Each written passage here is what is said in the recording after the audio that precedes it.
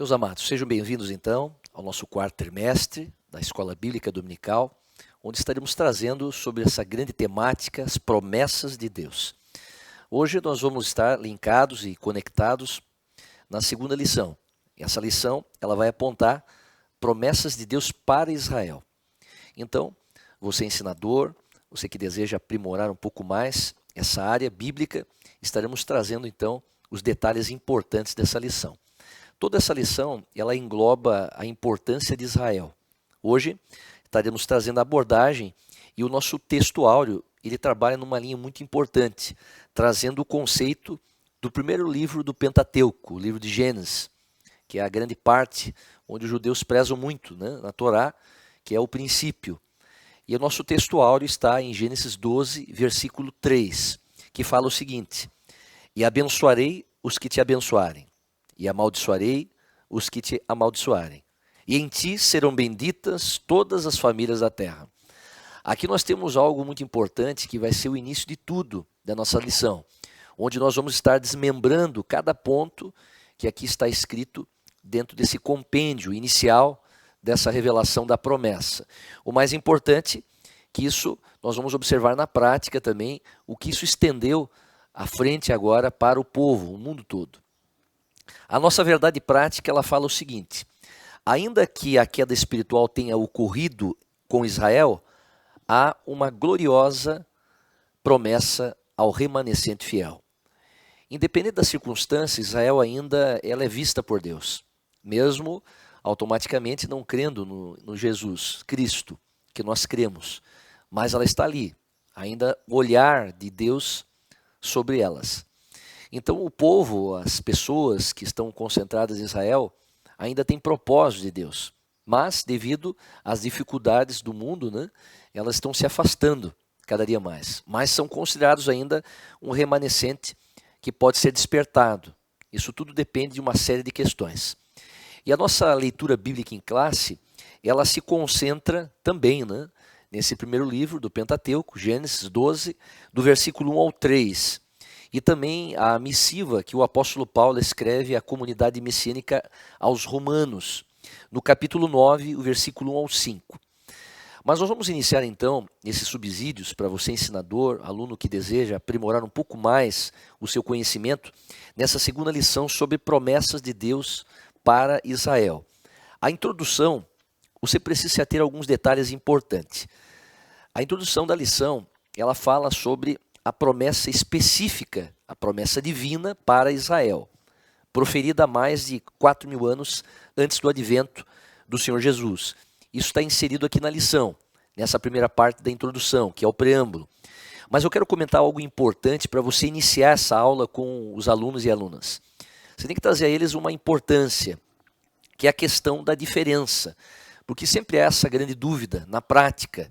Hebreus, judeus, israelitas, são o mesmo povo, mas há algumas diferenças no significado e é muito importante esclarecer isso ao grupo. Por exemplo, quando você olha essa palavra hebreu, no texto hebraico é a palavra ivrim. O que significa isso? Povo do outro lado do rio. Essa é a ideia no hebraico. Isso, os hebreus, eles foram pastores nômades, que se organizaram em grupos familiares chefiados ali pelos patriarcas, Abraão, Jacó e Isaac. Então isso é uma definição sobre os hebreus. Mas nós temos uma outra expressão muito usada, israelitas. São o mesmo povo. Os israelitas, na verdade, eles são os descendentes diretos de Jacó, que mais tarde foi chamado de Israel. No entanto, nós temos uma outra expressão que aparece muito nos dias de hoje, que é a palavra judeu, Os judeus. Os judeus já são os seguidores do judaísmo, que eles se baseiam nas antigas escrituras dos hebreus que nós citamos agora anteriormente. Os judeus praticamente eles podem ter nascido dentro ou fora de Israel, isso independente. Mas, quando você olha para a expressão israelense, como exemplo, já são cidadãos do Estado de Israel, independentemente da sua origem étnica ou religião. Os povos semitas, meus amados, antepassados dos israelitas e dos judeus, eles eram descendentes de Sem, o filho mais velho de Noé. Então, a única diferença que se podemos mencionar, digamos ali, é que o hebreu era o habitante de Hebrom, de forma bem prática. Você pode trazer isso aos alunos. O judeu, o habitante do reino de Judá. E o israelita é o habitante do reino de Israel. Então, na prática, todos os três, o mesmo povo. Mas embora, irmãos, Israel seja um país pequeno, está sempre no noticiário, sempre você vai ver. As notícias, elas continuam a relatar judeus se mudando para Israel constantemente, sobre a tecnologia inventada lá, mas também sobre conflitos e guerras e tensões com as pessoas ao redor. Mas por quê? Nós temos que ter uma olhada na história de Israel no livro de Gênesis da Bíblia. Revela que, como diz a lição, 4.000 anos, um homem, agora muito conhecido, ele foi acampar aquela parte do mundo e a Bíblia diz que sua história afetou o nosso futuro. Esse homem antigo se chama Abraão. Essa é a grande referência da nossa introdução, dessa nossa primeira parte aqui da lição 2, que também é conhecido como Abrão, né, que antes era o seu nome, para depois ser chamado Abraão. Então a Bíblia ela registra os primeiros passos de Deus no cumprimento da sua promessa, primordial tomada com Abraão. Mas nós temos que entender uma coisa, você ensinador que vai trazer esse conteúdo na introdução. A promessa a Abraão. Deus, ele fez uma promessa a Abraão, onde está contido em Gênesis 12, versículo 2 ao 3, onde ele diz o seguinte: farei de você um grande povo e o abençoarei. Tornarei famoso o seu nome e você será uma bênção. E aí o 3 diz o seguinte, é o texto que nós estamos aqui em apreço nessa lição. Abençoarei os que abençoarem e amaldiçoarei os que amaldiçoarem. E por meio de você, todos os povos da terra serão abençoados. Veja que isso trata de algo muito específico, que futuramente será estendido cada vez mais. Até mesmo alguns estudiosos acreditam, foi encontrados pergaminhos do Mar Morto, onde contém os primeiros manuscritos da Bíblia. E eles datam ali de uma faixa de 200 a 100 anos ali antes de Cristo. Então isso significa que essa promessa ela foi no máximo escrita desde muito antes de o nome Abraão se tornar conhecido fora da nação judaica. Então nós vemos aqui que o cumprimento ele não aconteceu simplesmente por escrevê-lo, depois que o nome de Abraão se tornou conhecido. Então veja agora que nós vamos adentrar então nesse primeiro tópico, que é Israel, a promessa da criação de uma grande nação. Nós vamos trabalhar com o primeiro subtópico, que é e far-te-ei uma grande nação. Esse texto que nós vamos comentar agora, concentrado também no Pentateuco, primeiro livro, capítulo 12 de Gênesis, versículo 2, aonde é essa primeira parte que nós temos que discorrer. Você, ensinador, tem que cuidar muito com isso. Esse texto de Gênesis 12 e 2, ele tem a divisão agora aqui apontada na lição pelo comentarista. Então você tem que se ater ao seguinte, Deus, quando ele olhou para Abraão, ele não viu ele apenas, mas viu uma nação. Então comente bastante isso aos alunos. Deus, ele poderia escolher uma nação pronta, mas Deus escolheu um homem e uma mulher. Detalhe, a primeira coisa que Deus diz a Abraão, perceba bem agora o que nós vamos trazer aqui. A primeira coisa que Deus diz para Abraão é, sai da terra, da parentela, da casa dos teus pais. Agora tu percebeu a estranheza do texto? Há uma estranheza. Ninguém sai primeiro da terra. Primeiro tu sai da casa do pai, depois você sai da parentela. Quem sabe um dia você sai da terra. Isso aqui é lógica. Só que o meu Deus ele não trabalha com lógica humana. A primeira coisa que Deus faz, quando tem um plano, um propósito na vida de um homem e de uma mulher, é tirar ele do ambiente que incomoda a Deus. Sai da tua terra, porque eu tenho experiências maiores. Sai da terra, porque eu tenho algo maior para revelar.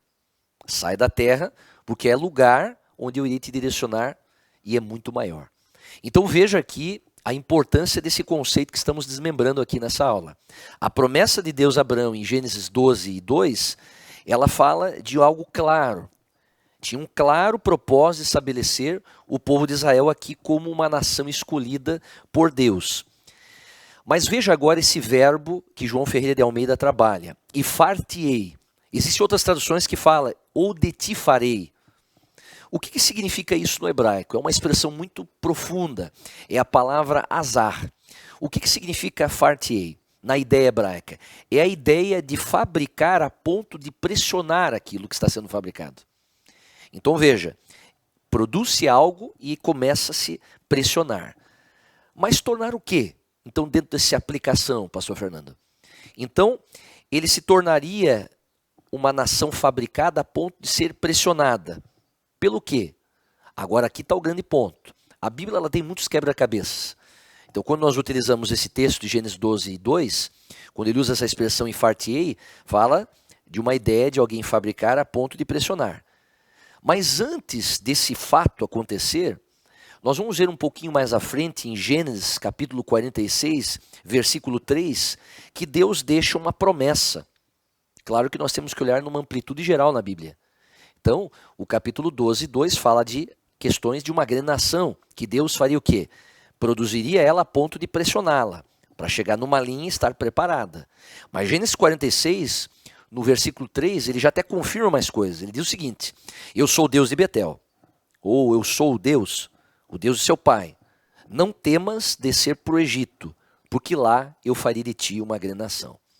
Então essa palavra que Moisés escreve nesse texto que nós estamos estudando, Gênesis 12, 2, a palavra grande, tanto nesse texto que eu citei agora, de Gênesis 46 e 3, é a mesma expressão no hebraico. Então, repito, capítulo de Gênesis 12, versículo 2, onde aparece a palavra grande, e esse texto de Gênesis 46 e 3, que eu citei para reforçar a ideia da grandeza da nação, a palavra hebraica é gadol. O que significa? Não fala só de números. A palavra grande fala também de magnitude. Como assim, pastor Fernando? Então, grande no hebraico significa magnitude e extensão. Ou seja, Israel seria uma nação intensa em números, em povos, e seria uma nação de grande importância. Então veja, ou seja, Deus faria o povo uma imensa nação, uma nação poderosa.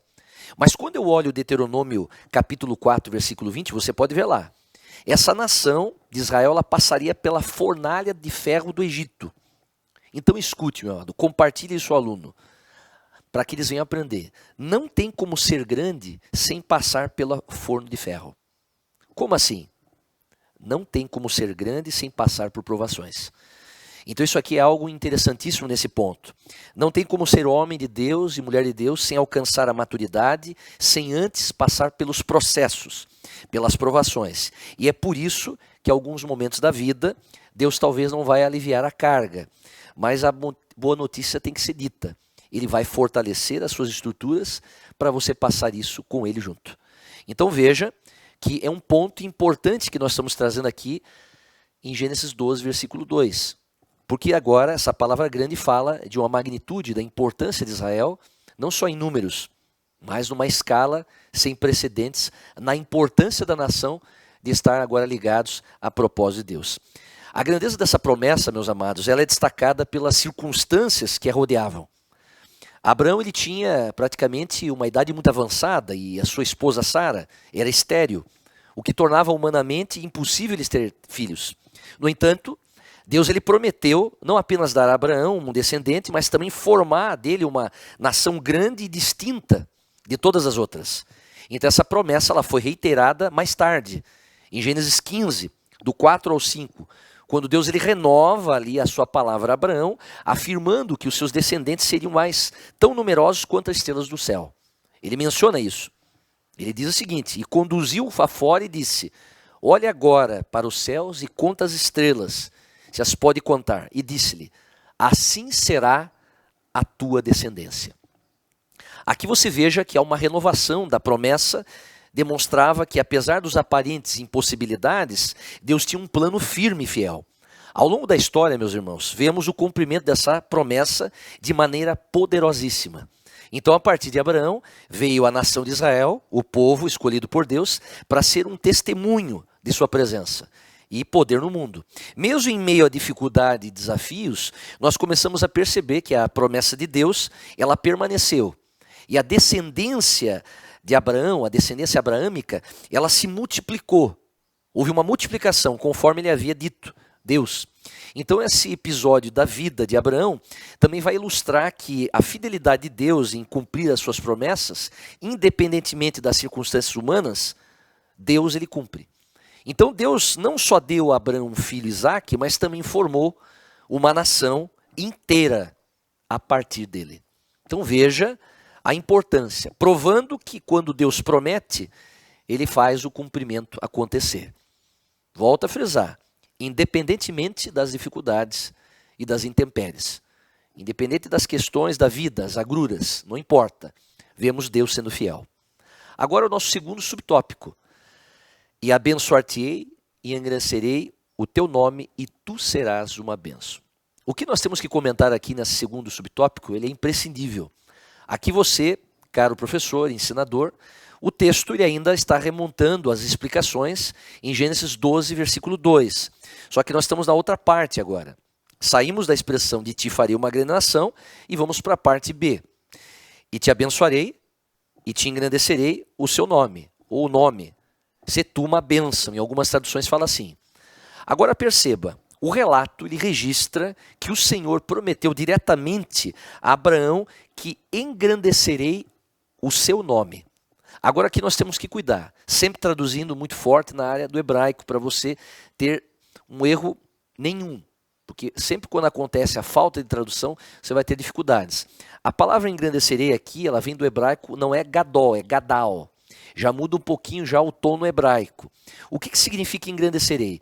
Significa tornar importante a ponto de se tornar poderoso. Então veja, ele está citando o nome de Abraão. Então nesse caso, hoje nós vivemos o século 21, evidentemente. 4.000 anos depois, hoje, o nome de Abraão, incrível, é um dos nomes mais reconhecidos globalmente da história antiga. Veja os relatos históricos. Judeus e árabes, hoje eles traçam a sua descendência a partir de Abraão, a visão abraâmica. Isso aqui é estupendo, meus irmãos.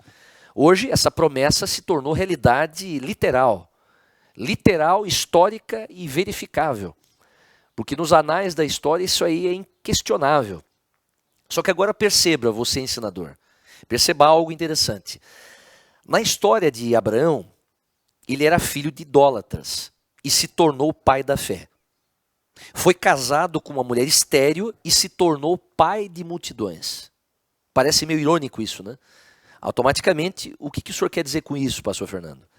A sua origem e o seu momento atual não determinam o seu futuro, mas sim as escolhas que você faz. Então nós temos aqui um assunto interessante. O nome de Abraão tornou-se grande por meio da sua grande nação. O que é igualmente surpreendente é que Abraão realmente ele não fez nada digno de nota em sua vida. Preste bem atenção nisso, tá? Tome nota, com cuidado eu falo isso. Abraão, ele não conseguiu nada que normalmente tornasse o nome dele forte. Você já vai entender o que eu quero trazer. Abraão, ele não escreveu nada de extraordinário. Ele não foi um agiógrafo, um autor bíblico. Abraão, ele não construiu nada digno de nota. Abraão não liderou um exército com habilidade militar impressionante. Ele não fez isso. Abraão, ele também não era um estadista, um professor. Abraão nem sequer governou um reino. Abraão realmente ele não fez coisas expressivas, exceto acampar em sua jornada, orar no deserto e depois ter um filho. E ali as coisas acontecerem.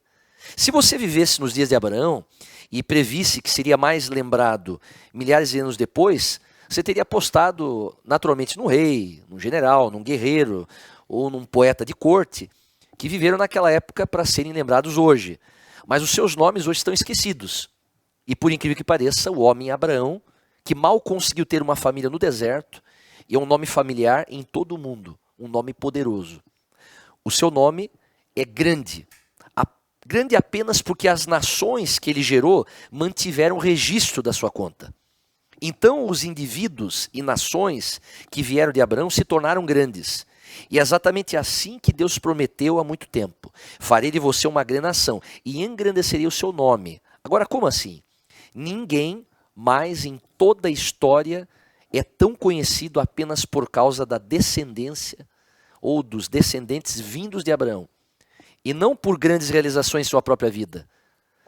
Quando Deus disse a Abraão, abençoar-te-ei e engrandecerei o teu nome e tu serás uma bênção, ele está prometendo muito mais do que riqueza, Abraão, o poder. A intenção de Deus não era apenas abençoar Abraão materialmente, mas acima de tudo, promover o nome dele como um exemplo espiritual, para que através de Abraão todas as nações reconhecessem a ação divina. Então essa frase que ele usa aqui no texto, tu serás uma bênção, revela que a vida e o testemunho de Abraão serviria de canal para a bênção dos outros. Esse engrandecimento do nome de Abraão, ele foi algo que o próprio patriarca provavelmente jamais teria imaginado, irmãos. Não teria imaginado nunca isso. Deus prometeu não apenas fazê-lo próspero, mas também garantir que o nome de Abraão fosse associado à bênção e à fidelidade divina por gerações. Então, ao escolher Abraão, que vinha de uma família idólatra, Deus ele demonstrou sua soberania em chamar quem ele desejasse, transformando uma pessoa comum em um instrumento poderoso da sua vontade. A história de Israel confirma o cumprimento dessa promessa. Abraão, patriarca do povo de Israel, é reverenciado hoje não apenas pelos israelitas, mas também por cristãos e muçulmanos, sendo conhecido como pai da fé. Maravilhoso isso, estupendo. Sua vida continua sendo uma bênção ainda morto. Um exemplo de obediência e fidelidade e fé para milhões ao redor do mundo. Porque a promessa de Deus a Abraão não era apenas sobre os bens materiais ou sucesso terreno. O propósito maior era que Abraão fosse um canal de bênção para todas as nações, ou seja, um testemunho vivo de fidelidade divina. Veja que magnífico esse tópico. Agora nós vamos entrar no terceiro. O terceiro subtópico diz o seguinte, o desmembramento ainda de Gênesis 12, e agora o versículo 3 diz assim: e abençoarei os que te abençoarem, e amaldiçoarei os que te amaldiçoarem. Esse é o nosso terceiro subtópico desse primeiro tópico. Agora veja, que comentário você tem que se ater aqui, ensinador? A promessa de Deus a Abraão está linkada nesse versículo 3, que é o ponto para nós estarmos explorando. Aqui se estabelece o que nesse texto? Estabelece uma proteção e um favor divino sobre ele e a sua descendência. Aqui Deus ele garante que quem abençoar Abraão será abençoado, e quem amaldiçoar será amaldiçoado. Agora vamos traduzir esse texto. A palavra amaldiçoarei aqui no hebraico vem da palavra barak. O que significa isso? Fazer ajoelhar-se. Então, nesse texto, a palavra abençoar significa fazer ajoelhar-se, para reconhecer algo. Já amaldiçoar, no texto hebraico, é a palavra arar. O que significa isso? Estar sobre algo ruim, ou sobre maldição. Então essa promessa, ela coloca Abraão como figura central nos planos redentores de Deus, assegurando que o apoio a ele traz bênção, enquanto a oposição resulta em maldição. Esse princípio ele é confirmado mais adiante na Bíblia, lá em Números 24, versículo 9, onde nós lemos, ele diz lá: benditos os que te abençoarem e malditos os que te amaldiçoarem. Veja que é sempre uma confirmação. É algo importante aqui, ainda nos livros do Pentateuco, como Números, que eu citei agora. Mas no contexto das palavras, nós podemos ver a magnitude, a bênção e a maldição. Elas são mencionadas aqui, mas também tem uma importância espiritual e histórica. Não é algo muito simples assim. Nós temos que cuidar muito, porque ao longo da história de Israel, nós vemos que as nações que se aliaram ao povo de Deus e o ajudaram, como aos aliados de Israel, receberam bênçãos. Por outro lado, nações que se opuseram a Israel, como os egípcios, filisteus, babilônicos, sofreram a maldição de Deus. O exemplo do Egito, na época de Moisés, é notável. Quando o faraó endureceu o coração contra o povo de Deus, e o resultado foi uma série de pragas e destruições do exército no Mar Vermelho.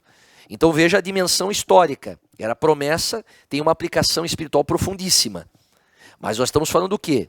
Portanto, essa promessa de bênção e maldição, nesse texto de Gênesis 12, ele transcende a vida de Abraão e continua a ser vista ao longo da história, tanto em nível físico quanto a espiritual. Deus continua a abençoar aqueles que apoiam seu povo e seus propósitos, enquanto aqueles que se opõem a ele encontram resistência divina. Agora nós vamos adentrar no quarto subtópico. Em ti serão benditas todas as famílias da terra. Ainda se concentrando em Gênesis 12, versículo 3. O que nós temos que cuidar nesse texto aqui? Aqui nós já temos mais minúcias, porque Moisés, quando compilou esse texto, ele utilizou essa expressão, em ti serão benditas. Aqui nós vemos um grande ponto. A palavra bendita aqui no texto hebraico é a palavra também barak, muito similar a bênçãos, né? Abençoarei. Aqui é idêntico a outra expressão que nós usamos na tradução. Mas aqui tem um detalhe, bendito no hebraico é abençoado, só apenas isso, que já é algo muito, né? Muito grande. Diferente já quando ele, Moisés, coloca, em ti serão benditas, ele que compila, tá? Claro que foi menção de Deus, mas a compilação, a escrita foi de Moisés, por ser um Pentateuco. Aqui ele fala o seguinte, em ti serão benditas todas as famílias. Aqui é o grande problema. Muitas pessoas, por não traduzirem essa expressão todas as famílias, acaba trazendo problemas. A palavra todas as famílias é a palavra mishpachar. O que significa isso? Significa povos, nações variadas. Então a palavra todas as famílias fala de povos, de nações. Ou seja, a bênção também é para nós. Automaticamente, essa jornada ela se estende muito além nesse texto. Além de Abraão, além dos seus descendentes físicos, a bênção não foi só para Abraão. Pelo que também diz que todos os povos da terra serão abençoados através de Abraão. Nesse versículo 3 do capítulo 12 de Gênesis. Então isso deve fazer você e eu tomarmos nota. Nós fazemos parte disso. Então isso aqui é maravilhoso. Nós já temos aqui um vislumbre.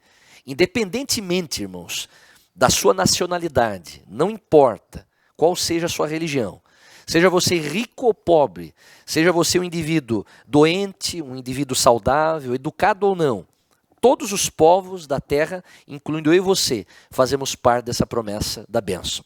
Veja que o hebraísmo lhe traz detalhes importantes aqui, que nos dão mais segurança acerca de algo antigo, que hoje nós ainda somos alvo dessa bênção. Veja a importância desse quarto ponto aqui.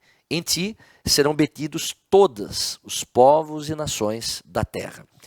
Ela revela nesse texto, por meio de Abraão, todas as nações serão alcançadas. E essa bênção encontra o cumprimento final em Cristo Jesus.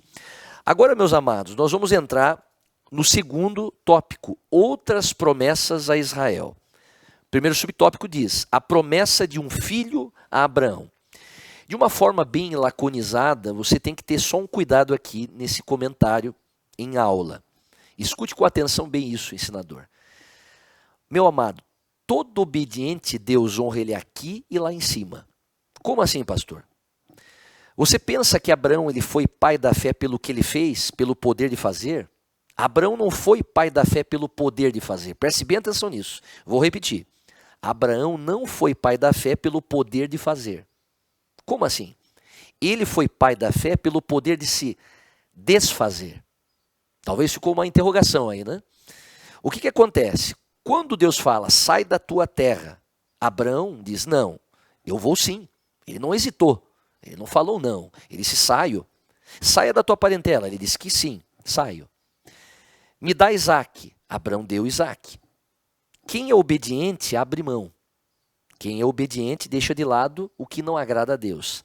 A promessa de um filho a Abraão é uma das significativas manifestações da fidelidade de Deus e da maneira obediente de Abraão. Em Gênesis 15, 4 ao 6, Deus reafirma a Abraão que seu herdeiro não seria um servo Eliezer, mas o filho que viria do seu próprio corpo. Detalhe importante, apesar da idade avançada de Abraão e da esterilidade de Sara, Deus reafirmou suas promessas com um poderoso sinal, que trouxe algo importante, que seria ali da sua semente, que para ele contar o céu e contar as estrelas, se ele pudesse contar, lembra quando nós citamos isso anteriormente, Gênesis 15, 5? E ali seria trazido o quê? Ali será a sua semente, ou a sua descendência.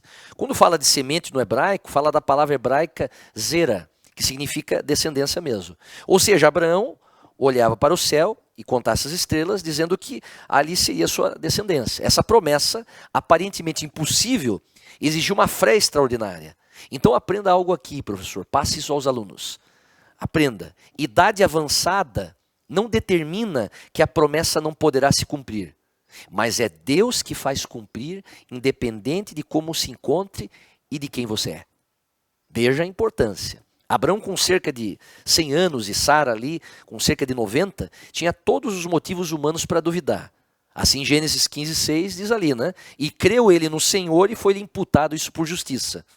Então a fé de Abraão, apesar das circunstâncias contrárias, é um exemplo poderoso de confiança.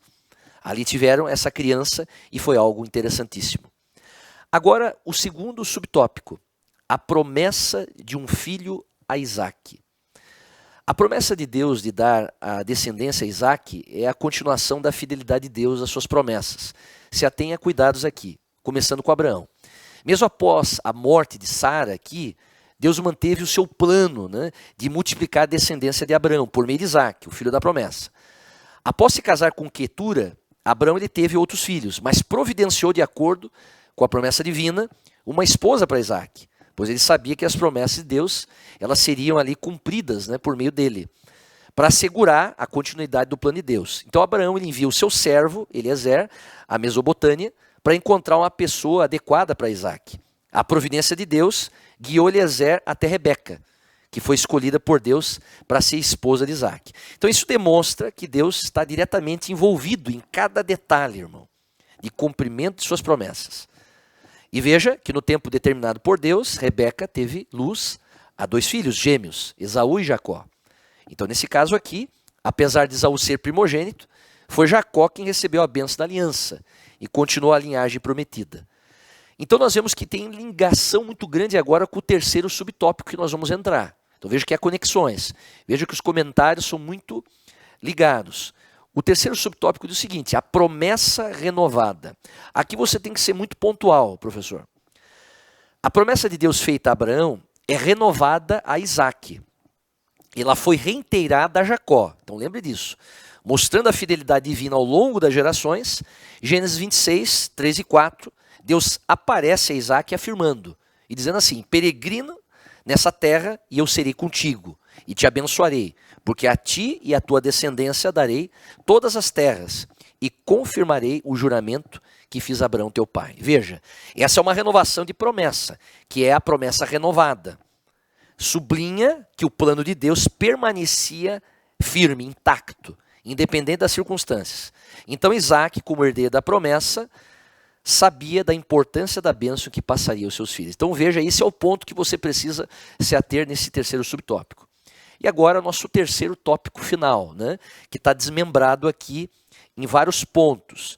Mas nós não podemos entrar ainda sem observar o quarto subtópico, que fala sobre promessa no reino do Messias. Aqui, de uma forma bem interessante, você pode passar a seguinte importância para os alunos, professor. Trazer a eles que a promessa do reino do Messias é uma das mais importantes profecias da Escritura, apontando para a vida de Jesus, ou seja, para a vinda de Jesus Cristo como Salvador e o Rei prometido. Você pode citar o profeta Isaías, Isaías capítulo 11, versículo 1, do tronco de Jessé sairá um rebento, e das suas raízes um renovo frutificará. Referindo-se a quem? Ao Messias, que traria salvação e justiça. Então esse é o quarto subtópico que você precisa comentar, de uma maneira prática, né? Para nós entrarmos sim nesse terceiro tópico, que é a promessa de salvação para Israel. Primeiro tópico, a queda de Israel. Agora tem alguns cuidados aqui sobre esse primeiro subtópico, a queda de Israel. Quando falamos de queda, conforme revelada no Novo Testamento, ela está ligada à incapacidade da nação em cumprir o seu papel como nação sacerdotal e de reconhecer Jesus como o Messias prometido. Se você olhar em Lucas 21 e 24, Jesus ele vai predizer o tempo em que Jerusalém será pisoteada pelos gentios. Isso simboliza a queda de Israel, digamos como uma nação que falhou em sua missão espiritual. E ele fala isso em Lucas 21 e 24, dizendo, e cairão ao fio da espada, e para todas as nações serão levados cativos, e Jerusalém será pisada pelos gentios, até que os tempos dos gentios se completem. Veja aqui, aqui há uma promessa, ou seja, uma predição, melhor dizendo, de tempos em que Jerusalém será pisoteada. Então trazendo a importância da revelação da queda de Israel, já naquela época, na boca de Jesus. Você vê isso em Romanos, capítulo 9, até o capítulo 11, Romanos trabalha bem com essa área também. Paulo trata da questão de como entender as promessas de Deus para Israel, diante da rebelião e rejeição de Jesus. Você pode trabalhar em cima desses pontos aqui, principalmente Romanos 11, do versículo 11 ao 12, onde Paulo vê um plano de redenção em ação, onde a queda de Israel resultou nessa abertura do evangelho para os gentios. Então veja que esse primeiro subtópico desse último tópico, ele é imprescindível. E agora o nosso segundo subtópico diz o seguinte: a tristeza de Paulo por Israel. Paulo é um amante de Israel naquela época, né? Sempre foi. E ele mostra sua tristeza, né, nessa carta, ou seja, nessa missiva à igreja de Roma, uma comunidade messiânica importante. A tristeza de Paulo por Israel é profundamente expressada principalmente no capítulo 9 de Romanos, onde o apóstolo ele revela seu coração partido pela condição espiritual dos seus compatriotas judeus. Ele fala isso, que não reconhece Jesus como Messias. Então isso é uma coisa muito antiga já. Então veja que essa tristeza de Paulo, ela transpassava, né, aqueles que liam, né? Ele procurava inocular na alma daquele que fizesse a leitura do rolo. Então praticamente Paulo estava angustiado pela situação de Israel, que expressa um desejo quase que sacrificial, né, mostrando quanto ele estava disposto a sofrer pela salvação deles. Veja que Paulo ele se compadecia facilmente. É o nosso caso hoje automaticamente. Isso é muito importante para nós. E aqui deixamos então o nosso terceiro subtópico da lição, promessa de salvação a Israel. Evidentemente que ao longo dessas explicações e subsídios, né, nós vemos então que esse terceiro subtópico, promessa de salvação a Israel, ela está aparecendo em vários textos sagrados. Mas a promessa de salvação a Israel é um tema central das Escrituras. E Paulo reafirma a fidelidade de Deus para com o seu povo. Em Romanos 9, versículo 3 ao 5, ele expressa sua conexão profunda com Israel, destacando os privilégios. Ele diz o seguinte: a adoção de filhos, a glória, os concertos, a lei, o culto e as promessas, dos quais são os pais, e dos quais é Cristo, segundo a carne, o qual é sobre todos, Deus bendito eternamente. Amém. Veja o registro de Paulo. Paulo reconhece que apesar da rejeição momentânea de muitos israelitas ao Messias, Deus permanece fiel às suas promessas feitas a Abraão, Isaque e Jacó. A Escritura assegura essa promessa de salvação, mesmo que nem todos os israelitas sejam salvos. A ideia que Deus nunca vai abandonar completamente Israel, mas continuará a trabalhar por sua redenção, que é evidente dentro das Escrituras. Meus amados, e Deus os abençoe.